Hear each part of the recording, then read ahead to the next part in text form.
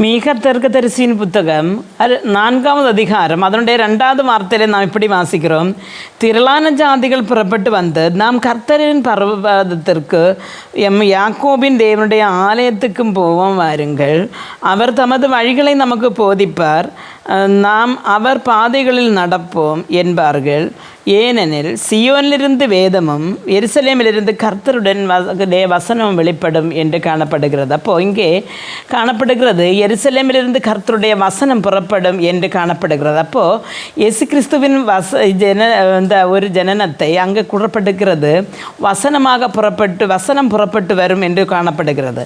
நம்ம யோவான் எழுதின சுவிசேஷம் 1வது அதிகாரம் அதனுடைய 1வது வார்த்தையிலே வாசிக்கும் பொழுது அங்கே காணப்படுகிறது, ஆதியிலே வார்த்தை இருந்தது, அந்த வார்த்தை தேவனிடத்தில் இருந்தது, அந்த வார்த்தை தேவனாய் இருந்தது, அவர் ஆதியிலே தேவனோடு இருந்தார், சகலமும் அவர் மூலமாய் உண்டாயிற்று, உண்டானதொன்றும் அவராலே அல்லாமல் உண்டாகவில்லை என்று காணப்படுகிறது. நமக்கு தெரியும், நம்ம ஆதியாகமம் வாசிக்கும் பொழுது அங்கே கர்த்தர் நினைச்சதை சகலதையும் உண்டாகட்டு என்று சொல்லுகிறார். பூமியை, ஆகாசத்தை, மரஞ்செடி கொடிகளை, புல்பூண்டுகள், பறவைகள், விலங்குகள் எல்லாவற்றையும் உண்டாகட்டுன்னு சொல்லி தன்னுடைய வார்த்தையினால் சொல்லுகிறார். அப்போது அந்த வார்த்தை இயேசுவாக இருந்தார், அதான் சகலமும் உண்டாகும் போதும் அவர் இருந்தார் என்று சொல்லப்படுகிறது. அப்படி கர்த்தருடைய வாயிலிருந்த வார்த்தை தான் மாம்சமாக உருவெடுத்து இந்த பூமியிலே வந்திருக்கிறது என்று யோவானில் எழுதி வைத்திருக்கிறது. ஆனால் நூற்றாண்டுகளுக்கு முன்பாக, சுமார் 700 வருடங்களுக்கு முன்பாக மீகா தீர்க்கதரிசியும் அதை எழுதி வைத்தார். அருமையான தேவனுடைய பிள்ளைகளே, அப்போது கர்த்தர் இன்றைக்கு அந்த வசனத்தை நமக்கு பரிசுத்த ஆவியினால் ஒரு பைபிளாக வடிவமைத்து நம்முடைய கரங்களில் கொடுத்திருக்கும் போது அந்த பைபிளை படித்து அதில் கர்த்தர் நமக்கு வழிகளை போதிப்பித்து தருவார் என்று சொல்லப்பட்டிருக்கிறது.